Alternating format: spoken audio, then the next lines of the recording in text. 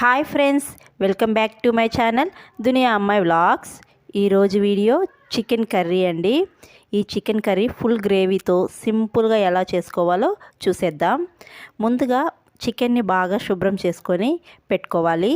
తర్వాత 3 onions, 4-5 పచ్చిమిర్చిలు cut చేసుకొని అల్లం వెల్లుల్లి పేస్ట్ కూడా వేసి మిక్సీ పట్టించుకోవాలి. తర్వాత స్టవ్ పైన బాండి పెట్టుకొని ఆయిల్ వేసుకొని ఆయిల్ హీట్ అయిన తర్వాత మనం మిక్సీ పట్టించుకున్న పేస్ట్ను కూడా వేసి 1 మినిట్ వరకు వేయించుకోవాలి. ఇలా 1 మినిట్ వరకు వేయించుకున్న తర్వాత చికెన్ను కూడా వేసి ఉప్పు కొద్దిగా వేసుకొని పసుపు 1/2 టీ స్పూన్ వరకు వేసుకొని 1 మినిట్ వరకు వేయించుకోవాలి. ఇది వేగేలోపు 4 టమాటాలను కట్ చేసుకొని పెట్టుకోవాలి.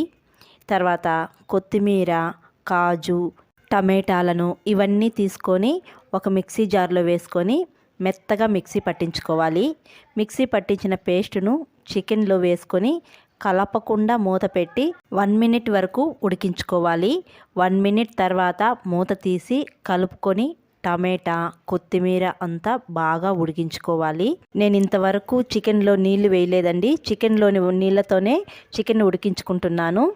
ఇలా మూత పెట్టి మధ్య మధ్యలో కలుపుకుంటూ టమాటానంతా ఉడికించుకోవాలి. టమాటా ఉడికిన తర్వాత 1 గ్లాస్ వరకు నీళ్లు వేసుకొని బాగా కలిపి మూత పెట్టి మధ్య మధ్యలో కలుపుకుంటూ 2 నిమిషాల పాటు ఉడికించుకోవాలి.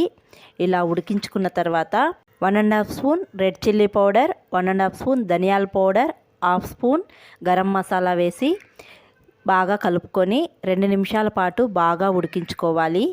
ఇలా ఉడికించుకున్న తర్వాత ఫైనల్గా కొత్తిమీర వేసుకొని స్టవ్ ఆఫ్ చేసుకుంటే చికెన్ కర్రీ రెడీ. ఈ చికెన్ కర్రీ దేంట్లోకైనా చాలా బాగుంటుంది. వీడియో నచ్చితే ఒక లైక్ చేసి షేర్ చేయండి.